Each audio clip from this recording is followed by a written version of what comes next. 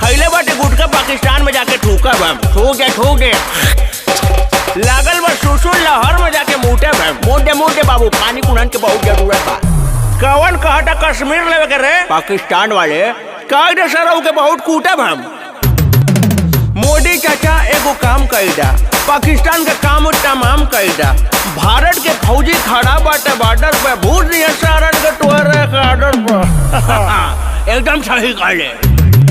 कुल झूठा के पाट रहा मनी है ना सारे जबले बम गिरे ना ईंधन के कपारे। धर्म पूछ के मरले बड़ा ना धर्म बता के लगल जाए मारे ऐसन बाटिया बस सारे क्यों तोर जन्म भइल क्यों सारे डहर लेते 4 बार युद्ध भइल 4 बार हर लेते। अरे नलतियावल तरह 1948 65 71 और 99 में परमाणु का धमकी देके जीवे सारे कबले टे मार जब खाए लग चीन के पास भाग बैठे जाना नहीं कहाँ भाग पाई अब की तक उठाई तब की चीन का बुरा हाल होई पिछवाड़ाओं का लाल होई अब कोनो ना सवाल होई ना बहुत जल्दी बवाल होई। बात सही कहला राहुल तब के उनाई आई तो के उबारे ऐसन बातिया ये बटिया बसारे ऐसन बातिया ये बटिया बसारे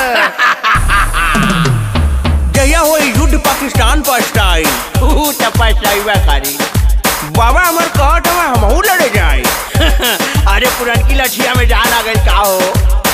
अरे आतंकवादी के जन्नत हम देखाई करे सारे एगो बात बताओ पाकिस्तान में इतना खूबसूरत लड़की बाटिन उन्हन के का होई। अपने देश के रणुअन से शादी करवाई। अरे इकुलिन के कुछ जायके बना भी दिखा दे दहेज में पूरा पाकिस्तान लेके आए ऐसा बात या का रे ये बढ़िया बस सारे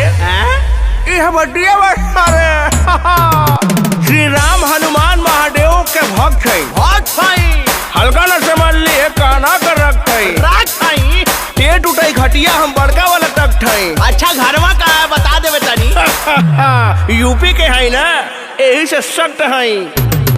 हिंदुस्तान वाले मार दिए टोरे जैसन पिल्ला के लेके बड़ मार सवा यूपी बिहार के जिला के सही कहा था राहुल ठोक दे पिछवा टोरे बसवा के किला के। अरे हमारा बतवारी बा सुन पाकिस्तान हमार देश भगत सिंह के टोर सारे जिन्ना के कही दे मार दिखा पिल्ला से अब भर्ती होके आई तुहन के सुधारे ऐसन बातिया ये बटिया बस सारे बटिया बस सारे टोर का वो कटिया बस सारे खत्म कर गाना आतंकवादी के देखल चाहत है